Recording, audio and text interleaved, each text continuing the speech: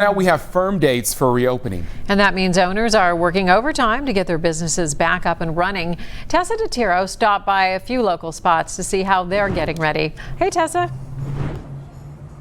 Hey, good evening, Paula. So when Revel and OTR opens back up, you're not going to crowd around the bar for a drink. Instead, you'll sit down at a table like this and be served. Tables will be 6 feet apart. Your server might be wearing a mask. The owners tell me that these safety precautions, they might change in the coming weeks as they find best practices. The owners of Revel pride themselves on serving up bottles of wine in an intimate setting. If you think about our place, we normally had everybody right next to each other. For the time being, intimate isn't a possibility.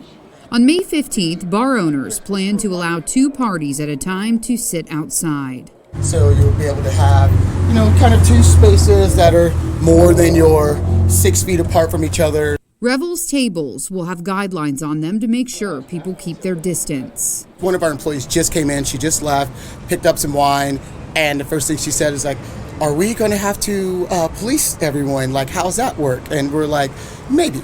BRITNEY Ruby Miller with Jeff Ruby Culinary Entertainment was part of the working group that came up with the recommendations for the governor's office. It's a lot of information, a lot of regulations.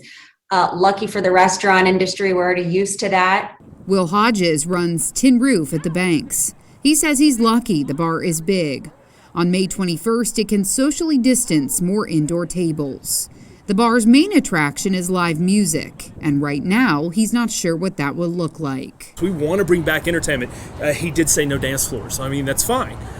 We are going to do what we do. We're going to have some sort of entertainment.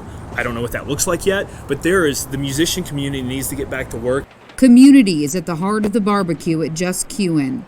The Walnut Hills restaurant isn't sure how far to go in order to keep people healthy. Creating an atmosphere in which people feel comfortable, but then also that's enjoyable. I mean, it doesn't do any good for people to be able to come back out, but everybody's in like a glass cube or something. Something else each establishment is working through: how much staff do they bring back and when? We'll figure out ways to use our employees any way we can. Making wine down in the winery, working behind the bar, we might have to put you in the car and go make a delivery. In the meantime, owners are doing a little bit of spring cleaning inside before they fully reopen. Because they anticipate more people ordering food from tables, they've added some new items to their menu. And they will still be free delivering wine to your home when they reopen. In OTR, Tessa DeTiro, Local 12 News. Back to you in the studio. All right. Thank you, Tessa. And a quick note here. Make sure you check return policies before you start shopping again.